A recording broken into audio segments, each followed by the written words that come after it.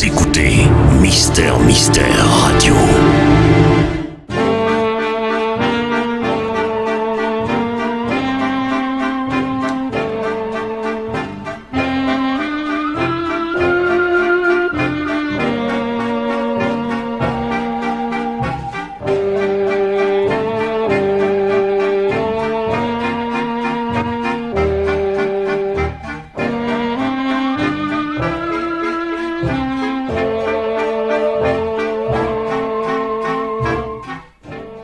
À tous les amateurs d'extraordinaire et d'imprévu, à toutes celles et à tous ceux qui lisent les journaux, surtout pour y trouver des histoires, Pierre Véry et Maurice Renaud présentent Faits divers, une émission réalisée par Pierre Billard, assisté d'Eliane Mahago.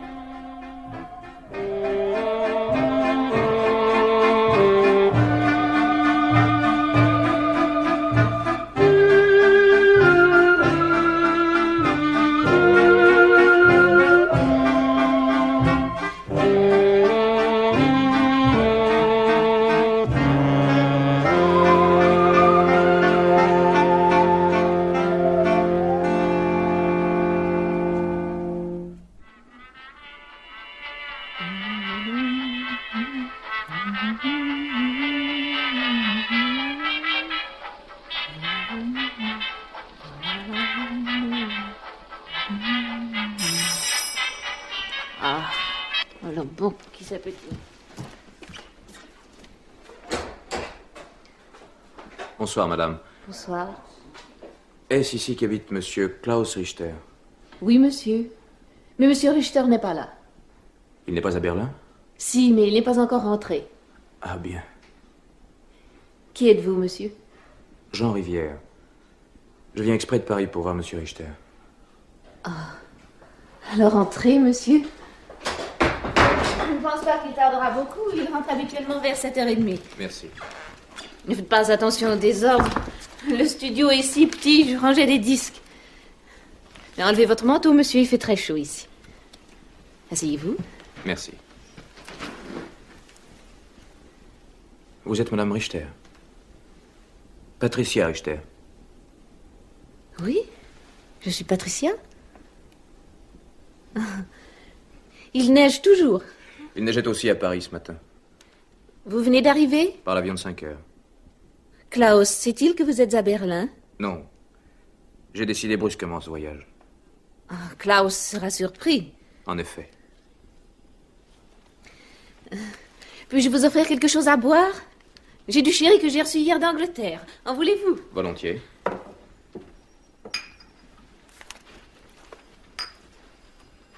Vous n'êtes pas allemande? Je suis anglaise. Enfin, je l'étais avant mon mariage. Do you speak English? Oh, très mal. Merci. Mais vous parlez merveilleusement allemand. Je vous aurais pris pour un Allemand si vous ne m'aviez pas dit votre nom. Jean Rivière. C'est curieux, Klaus ne m'a jamais parlé de vous. Pourtant, je connais tous ses amis. Je ne suis pas un ami de votre mari. Ah, cependant... Cependant? Vous pourriez l'être. Pourquoi? Je ne sais pas. Une impression. J'en suis fort heureux. Mon plus grand désir est de devenir son ami. Une cigarette? Oh, des crèves! Avec joie, il y a si longtemps que j'en ai fumé. Ah, les femmes allemandes ne fument pas. Notre Führer n'aime pas ça. À votre santé. Cheerio. Il y a longtemps que vous êtes allemande? 5 ans. J'ai épousé Klaus en 1932. Vous êtes en affaires avec mon mari? Non. J'ignore d'ailleurs quelles sont ses occupations. Il est ingénieur chez Bayer. Vous ne connaissez pas Klaus? Je ne l'ai jamais vu. Cette photo-là sur le secrétaire, c'est lui? Oui. Quel âge a-t-il? 30 ans. Comme moi. Il est très sympathique. Il a l'air bon. Il est très bon. Vous venez de la part de quelqu'un? Nous avons des amis qui se sont fixés à Paris. Les Holzer. Je ne connais pas les Holzer. Je ne connais personne qui connaisse M. Richter. Hier encore, j'ignorais son existence. Klaus Richter. Reprenez un peu de sherry? Non. Non, merci. Je vais peut-être vous sembler sotte, mais... je n'arrive pas à comprendre la raison de votre visite. Tout cela est assez étrange. Vous ne connaissez pas mon mari, vous n'êtes pas en affaire avec lui, vous n'êtes chargé d'aucun message, vous ne connaissez personne qui le connaisse. Vous n'avez tout de même pas inventé Klaus Richter, ni mon nom. Non. Non, je ne les ai pas inventés. Madame, je comprends tout ce que ma visite a d'insolite, d'inquiétant même.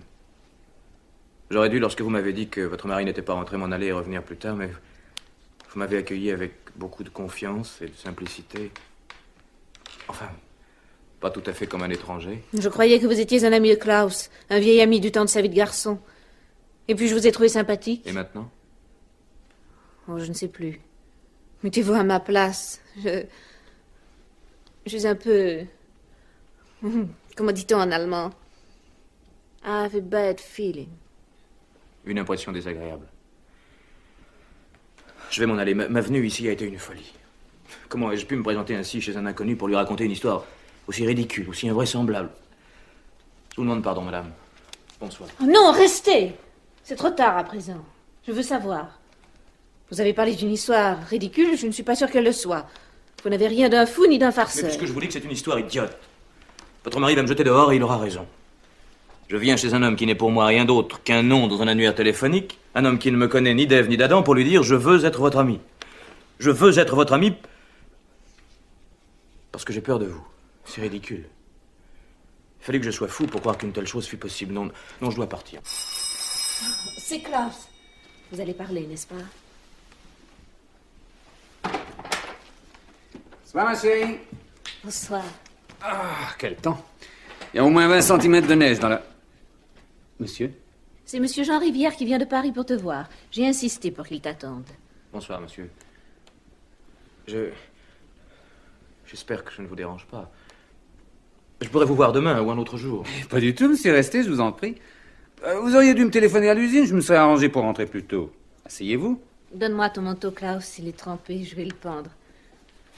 Veux-tu servir à boire? Whisky, cognac, chéri. Je m'en tiendrai au chéri.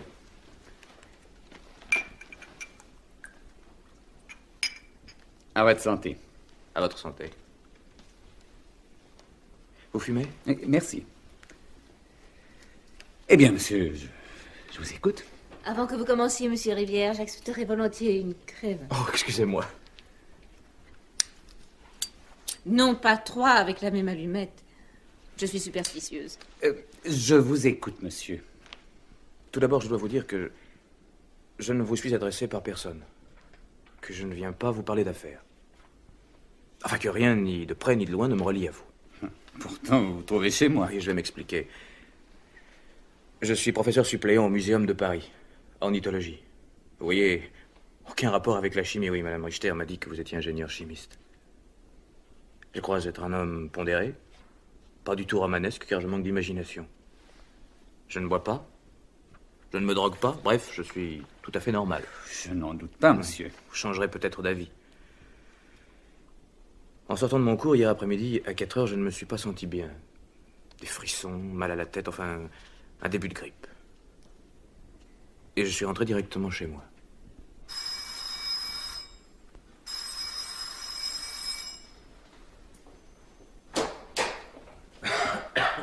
Ah, c'est vous, monsieur le professeur? Mais vous rentrez bientôt. J'ai pas encore fait votre bureau. Ça ne fait rien, Marguerite. J'ai la grippe. Je vais m'étendre un peu.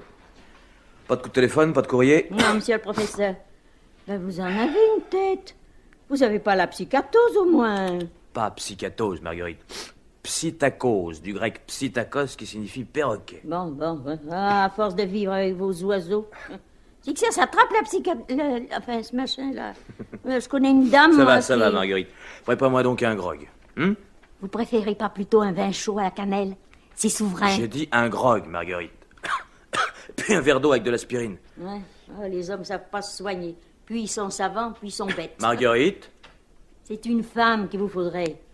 Un grand gaillard comme vous qui a la tête pleine d'oiseaux. Si c'est pas triste. J'y penserai, Marguerite, j'y penserai. En attendant, je me sens mal fichu. Soit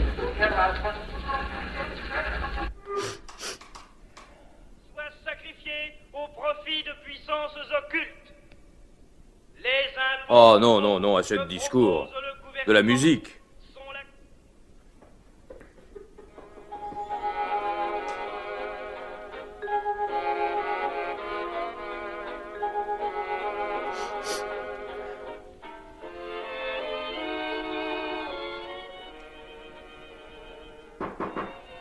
Entrez.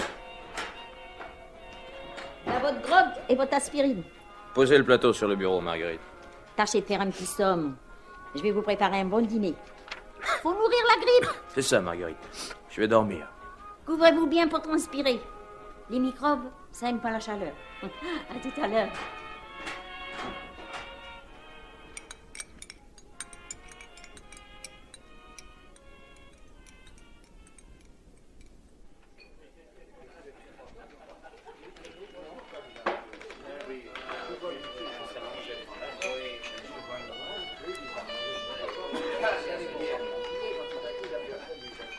Garçon.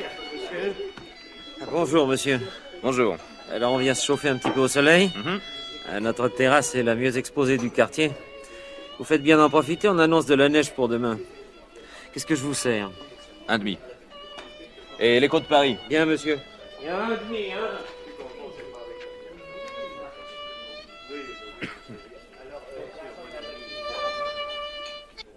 Salut mon prince.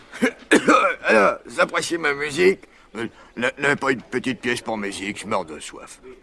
Oh, n'allez pas me laisser mourir de soif, un vieil artiste perd de femme et une ambreuse, non? Tenez, tenez. Merci. Tu veux laisser les clients tranquilles, non? Allez, du balai, du balai. Merci, Mula.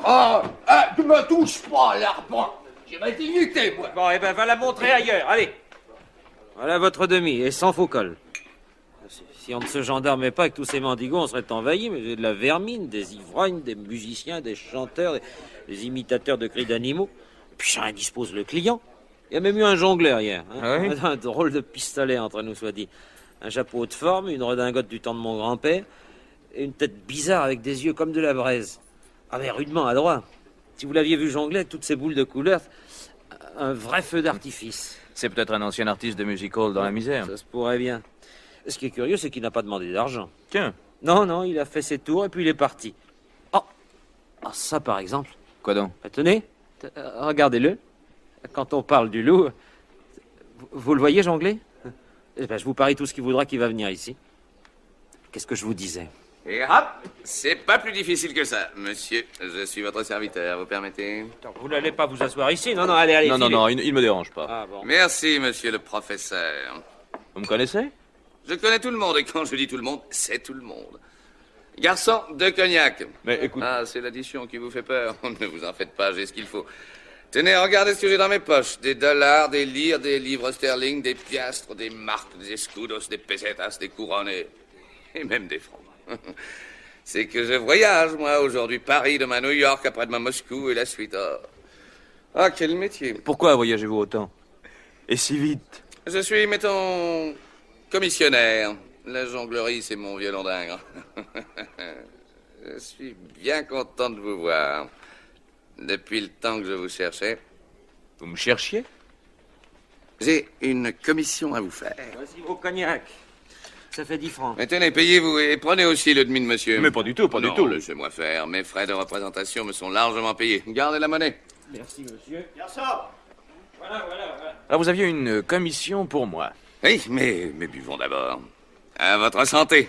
Santé. À votre santé, elle est bien bonne. Ah, ce premier soleil me met de bonne humeur. Bientôt le printemps à Paris, les marronniers en fleurs, les femmes si jolies. J'ai une âme de poète, moi. Quel fichu métier que le mien. Et qu'aviez-vous à me dire? Oh, vous êtes bien pressé. Ils sont tous les mêmes. Et après, quand ils savent, ils pourrissent sur pied ou se dessèchent de peur. Peur. Un mot que je connais dans toutes les langues. La nuit dernière, à Mexico, j'ai rencontré une femme. Elle sortait d'un bal. Elle était aussi pressée de savoir ce que j'allais lui dire. La parole, ça m'en a fendu le cœur. C'est comme ce jeune homme à Yokohama. Mais me direz-vous à la fin... Mais oui, monsieur le professeur. Eh bien, voilà. Vous mourrez par un beau matin d'été au bord de l'eau. Un 10 juin à 11 heures. Je ne vous en dis pas plus, je ne veux pas vous empoisonner l'existence. Oh, vous ne souffrirez pas. Vous ne vous en rendrez même pas compte. Une balle en plein front et... plus de Jean-Rivière. Une perte pour la science. Vous ne faites pas cette tête-là. Allez-vous-en, vous me faites horreur. Ils disent tout ça, mais je ne vous en veux pas, j'ai l'habitude. Pourtant, mes clients devraient m'être reconnaissants. Je leur apporte l'invulnérabilité. Eh oui, réfléchissez. Vous, par exemple. Vous savez maintenant que vous mourrez d'une balle en plein front par un matin de juin ensoleillé. Vous êtes tranquille. Vous pouvez faire n'importe quoi. Danser sur un fil entre deux montagnes, conduire votre auto à 120 à l'heure, vous battre avec des lions, absorber des poisons, voyager en avion. Et que votre bonne Marguerite se rassure, vous n'attraperez jamais la psittacose. Je sors du sujet. Allons. Allons, un petit sourire pour encourager l'amateur. Oh non, non, vous n'allez pas m'attrister avec cette tête d'enterrement. Finissez votre verre, ça va vous remonter. Tenez, c'est bien parce que c'est vous. Tant pis pour le règlement, une fois n'est pas coutume. Je vais vous tendre la perche. C'est gentil, hein? Connaissez-vous un certain Klaus Richter? Klaus Richter? Non. Naturellement. Eh bien, c'est l'homme qui vous tuera. C'est amusant, n'est-ce pas? Car il n'en sait rien lui-même. Un homme comme les autres qui suit son petit bonhomme de chemin, un chemin qui croisera le vôtre. Par hasard. Klaus Richter. Un brave garçon, il vit à Berlin avec sa femme, Patricia, un couple charmant. Ah, il faut que je me sauve, je dois rencontrer dans un instant Jules Lachaume, le ministre. Le pauvre, il va en faire une tête lorsque je vais lui annoncer sa mort pour demain. Ça va lui gâcher son dernier banquet. Jules Lachaume. Jules Lachaume, le ministre? Oh, ne vous frappez pas, un ministre de perdu 10 de retrouvé. Adieu, monsieur le professeur. Sans rancune. Et n'oubliez pas, au bord de l'eau, un 10 juin ensoleillé à 11 heures du matin. Klaus Richter. Et vous êtes venu à Berlin chez moi pour me raconter ce rêve insensé? Vous êtes fou, monsieur Rivière. Oh, Klaus, c'est affreux. Je ne sais avec qui et pourquoi vous avez imaginé cette farce stupide, mais tout... Non, Klaus, ce n'est pas une farce. Je sens que monsieur Rivière nous a dit la vérité. Il a fait ce rêve. Je le jure. Soit. Admettons. Et puis après? Mais votre nom, monsieur Richter, et celui de votre femme, je ne les ai pas inventés. Une coïncidence. Étrange, je l'avoue, mais rien de plus. Vous savez aussi bien que moi qu'un rêve est fait de matériaux épars, enfouis dans la mémoire, avec lesquels on fabrique une histoire, un lieu, une situation. Si dans mon rêve, le jongleur m'avait dit un autre nom, Schmidt par exemple, cela ne m'aurait pas frappé car c'est un nom que j'ai entendu au moins une fois. Mais Klaus Richter, par quelle voie mystérieuse votre nom est-il parvenu jusqu'à moi? J'ai peur. Non, allons, Patricia. Je reconnais, monsieur Rivière, que tout cela est assez extraordinaire. C'est un phénomène psychique que je suis malheureusement incapable de vous expliquer, mais je persiste à croire que... Une coïncidence. Je n'en crois rien. Tenez. Voici l'écho de Paris de ce matin, lisez. Là. Mort de monsieur Jules Lachaume, ministre du Commerce. Paris, le 15 février. Monsieur Jules Lachaume, ministre du Commerce, est mort subitement cette nuit en regagnant son domicile.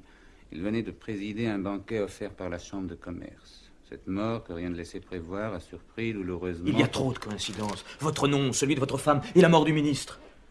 Commencez-vous à comprendre maintenant que je n'ai rien inventé? Comment nous avez-vous trouvés? C'est simple. En apprenant la mort de Lachaume, j'ai été bouleversé. Je me suis précipité dès 9 heures à l'ambassade d'Allemagne. Je voulais savoir si vous existiez. C'était une chance à courir. Une chance sur 1000. J'ai demandé à consulter l'annuaire du téléphone de Berlin. Il y a 6 millions d'habitants à Berlin, monsieur Rivière. Mon nom aurait pu ne pas figurer sur l'annuaire. Ouais. N'oubliez pas que mon jongleur m'avait tendu la perche. Il y a 5 Richter dans l'annuaire. Alois Richter, Emil Richter, Johann Richter, Ludwig Richter et Klaus. Klaus est un prénom assez courant. Et des Richter, il y en a certainement plus de 5 dans tout Berlin. C'est ce que je me suis dit pour me rassurer. Et après avoir quitté l'ambassade, j'ai marché longtemps sans but sous la neige, essayant de mettre de l'ordre dans mes pensées. J'ai traversé la place de la Concorde, jardin des Champs-Élysées, et je suis arrivé sur la place Beauvau. Et là, brusquement, j'ai aperçu le café. Quel café? Le café où j'avais rencontré le jongleur.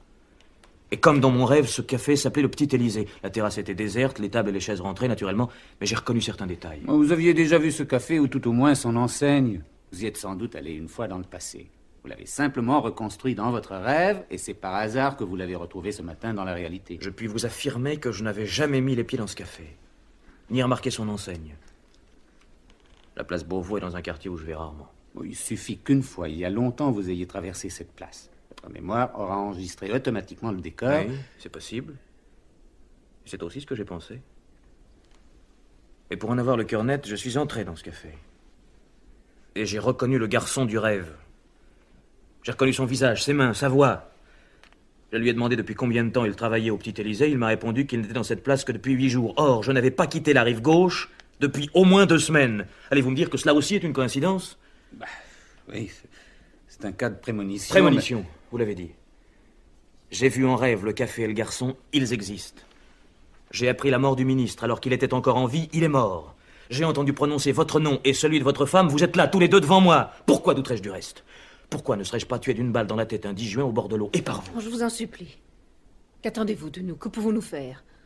Oh, Klaus, quelle horrible chose. Ne comprenez-vous pas que votre mari et moi sommes pris dans un entrelac de fils comme de pauvres mouches, mais que nous pouvons les rompre, ces fils, et nous échapper? Nous devons jouer cette partie, et en trichant. Trichant? L'idée de me tuer ne vous est pas venue, monsieur Rivière? Klaus. Vous tuer? Mais non, pourquoi vous tuerais-je? Pourquoi votre vie pour la mienne? Non. Non, ce n'est pas de cette façon que nous pouvons tricher. Nous ne devons pas jouer l'un contre l'autre, mais ensemble. Et tricher solidairement. Si nous prenions une bouteille, qu'est-ce que tu en dis, Klaus? Non, vraiment, Jean. Non, je n'en puis plus de ma vie, je n'ai autant mangé, j'abandonne. Oh, tu es une petite nature, toi. Mais peut-être que Patricia... Oh, il veut ma mort, ma parole. J'ai merveilleusement dîné. Franchement, je serais incapable d'absorber encore quoi que ce soit. Et Maléine, qu'en fais-tu, Jean? Bah, tu la retrouveras bien assez vite en Allemagne, avec tous vos ersatz, là. Maintenant, vas-tu nous dire la raison de ce dîner de millionnaire? Il a dû gagner à la loterie. À moins qu'il ait volé la girafe ou l'éléphant du jardin des plantes. Il en serait capable. Non, un dîner d'anniversaire, tout simplement. Un anniversaire? Le tien? Non. Cherchez? Mais pas le mien, ni celui de Klaus. Alors, l'anniversaire de qui? Celui de notre rencontre. Je suis venu chez vous pour la première fois le 15 février 1937, et nous sommes ce soir le 15 février 1939. Oui, j'avais oublié cette date historique. Notre amitié me semble tellement ancienne que j'ai l'impression qu'elle existe depuis toujours. Comme c'est gentil de ta part, mon petit Jean. Allons, n'en parlons plus. Maître d'hôtel? L'addition, s'il vous plaît. Tout de suite, monsieur. L'addition du 8. 2 ans déjà que nous sommes amis. Nous en avons passé de bons moments tous les trois. Florence... Capri, Saint-Anton, Cannes, Berlin, Paris. Toutes nos vacances. Quel dommage d'être obligé de rentrer demain à Berlin. 2 jours à Paris, c'est peu. Mais vous reviendrez en août. Vous passerez quelques jours à Paris chez moi. Et nous descendrons tous les 3 dans le midi avec ma nouvelle voiture. Promis? Promis, Jean. Au fond, c'est à mon jongleur que nous devons notre amitié. Oui, c'est vrai. Tu y penses toujours? Oui. Et toi? Moi aussi. Taisez-vous, vous deux. N'oubliez pas que vous avez juré de ne jamais plus parler de ce rêve. Patricia a raison. Ah, si nous allions boire un café à Montmartre, Je connais un endroit épatant. Exactement le genre qui convient à des touristes germaniques. Allons. Alors c'est promis, n'est-ce pas? Nous passons les prochaines vacances ensemble.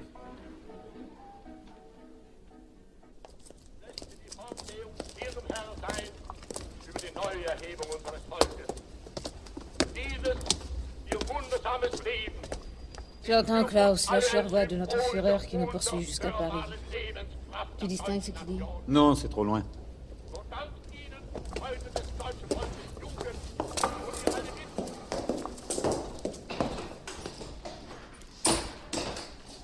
Ah, enfin nous y sommes.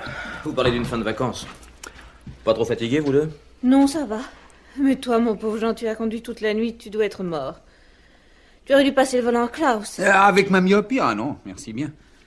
Jean, peux-tu téléphoner à la gare de l'Est? Je crois qu'il y a un train pour Bâle à 10h, mais je n'en suis pas sûr. Tout de suite. Tiens, entrons dans mon bureau. Patricia, tu serais un ange si tu nous faisais du café, s'il en reste dans la boîte. En tout cas, il y a du thé. Oh, je me débrouillerai bien. Assieds-toi, mon vieux. Ça sent le renfermé ici. Je vais ouvrir les fenêtres.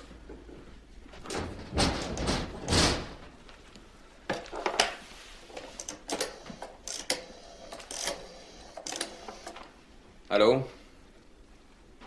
Allô, renseignement de la gare de l'Est? Monsieur, je voudrais savoir à quelle heure il y a un train ce matin pour Bâle. À 10h35. Comment? Ah bien. Bien, merci. 10h35? Bah, nous avons largement le temps. Oui, mais ils m'ont dit qu'il fallait arriver au moins 1 heure à l'avance. Ça doit être une vraie pagaille. Tu peux nous y conduire tout de suite, si tu veux. Oh bon, nous avons tout de même le temps de boire notre café. En attendant, je vais prendre des informations. Prévision pour la journée du 1er septembre. Beau temps sur l'ensemble de la France. Dernière nouvelle. Ce matin à l'aube, les troupes allemandes, sous le commandement des généraux von Bock et von Rundstedt, ont franchi la frontière polonaise. Que nos auditeurs restent à l'écoute, nous leur communiquerons dans quelques instants la suite de nos informations. Ici, poste parisien.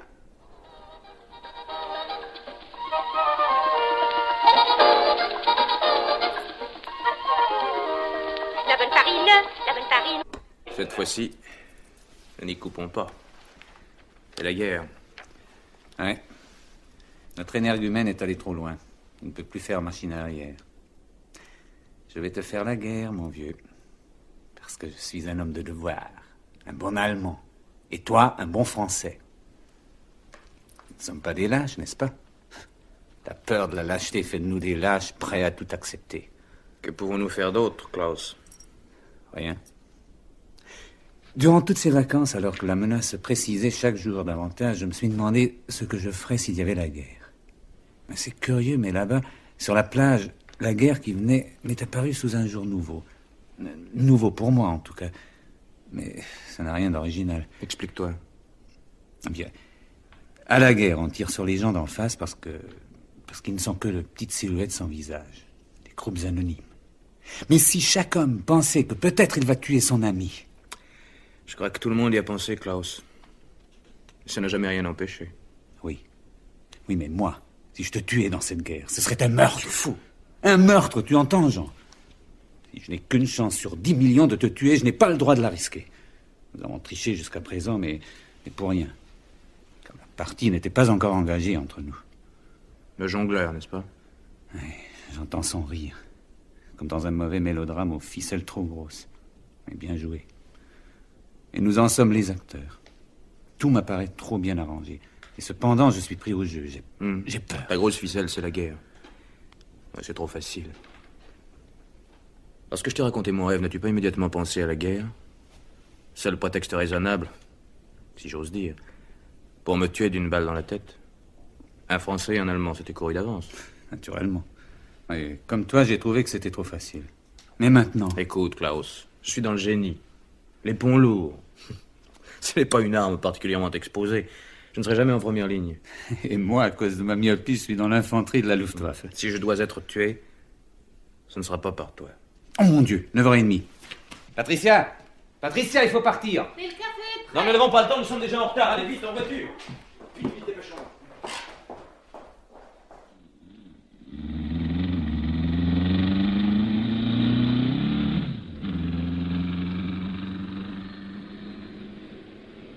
Nous allons éviter le centre, nous irons plus vite. Klaus, passe-moi une cigarette. Merci. Donne-moi une aussi, mon chéri. Dis, Jean, nous sommes toujours amis, n'est-ce pas? Quoi qu'il arrive. Bien sûr, Patricia. Jean sera toujours notre ami. Toujours.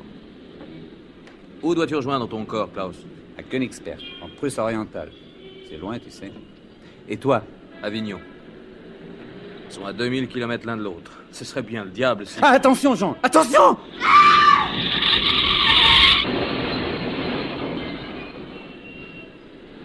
Patricia! Patricia! Oh, elle est morte.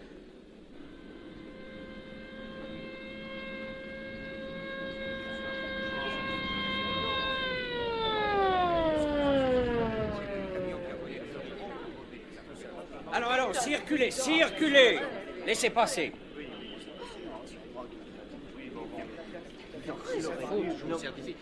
Eh ben, mon vieux, elle en a pris un coup, la bagnole.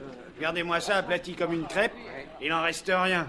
Oh, et puis tout ce sang. Comment est-ce arrivé? C'est le camion qui a brûlé le feu rouge. La voiture a essayé de freiner, elle a été prise par le travers et le camion lui a passé littéralement dessus. Il y a eu des morts. Une femme. Oh, elle n'a pas dû souffrir une vraie bouillie. C'était pas beau à voir. Et il y avait d'autres personnes avec elle. Oui, 2 hommes. Ah, ils doivent être rudement amochés, dis donc. Non, ils n'ont rien eu. Pas même une égratignure. Mais c'est impossible, la voiture est en miettes. Un vrai miracle. Il y en a qui sont vernis.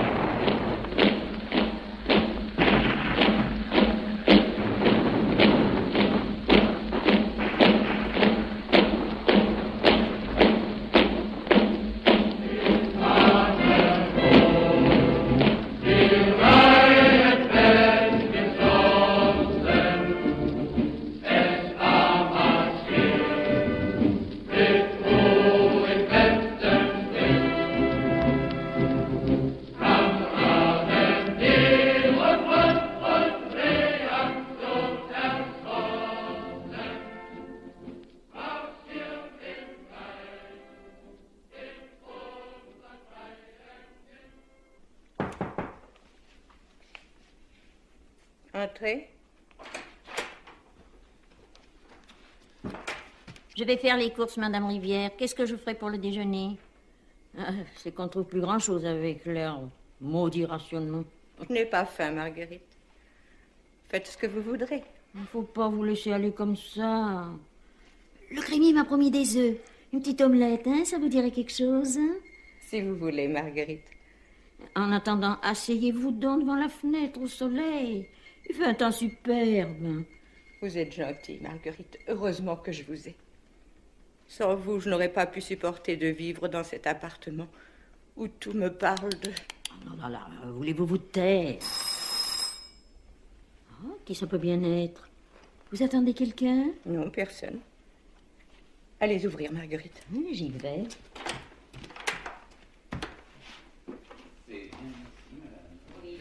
Qu'est-ce que c'est, Marguerite?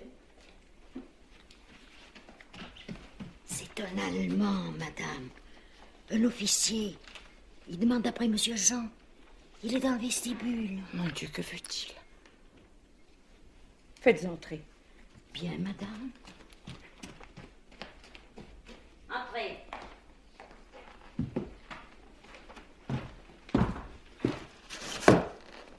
Monsieur? Madame, Monsieur Jean Rivière n'est pas là.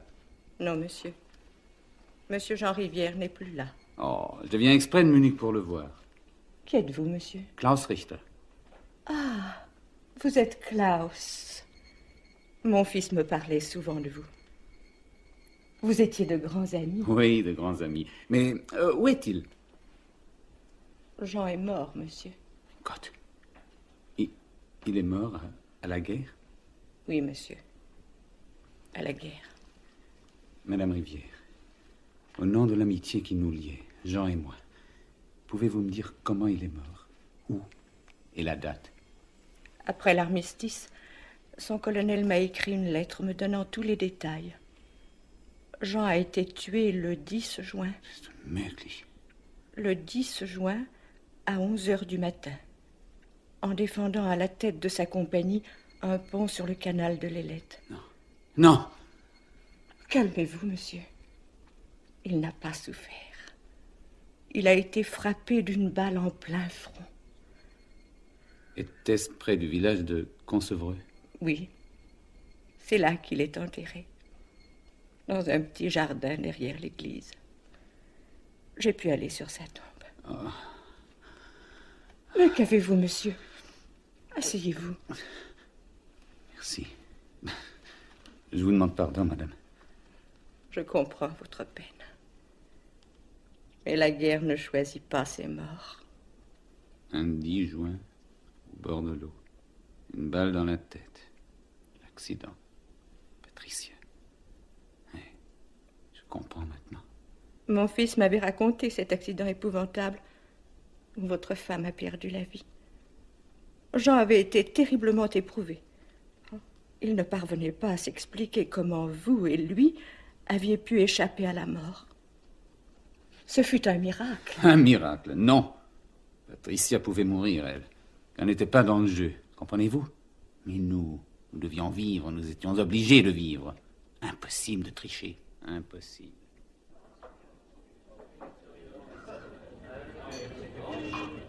Un demi, une grenadine pour une gosse et un cognac. C'est encore pour le Fritz, le cognac? Ah oui, ça fait son 5e. Ben, mon vieux, il est blindé, le gars. Parce qu'en fait de cognac, c'est un drôle de torboyau, ton truc. Ah bah c'est ce que le patron du petit Élysée réserve aux touristes vers degrés.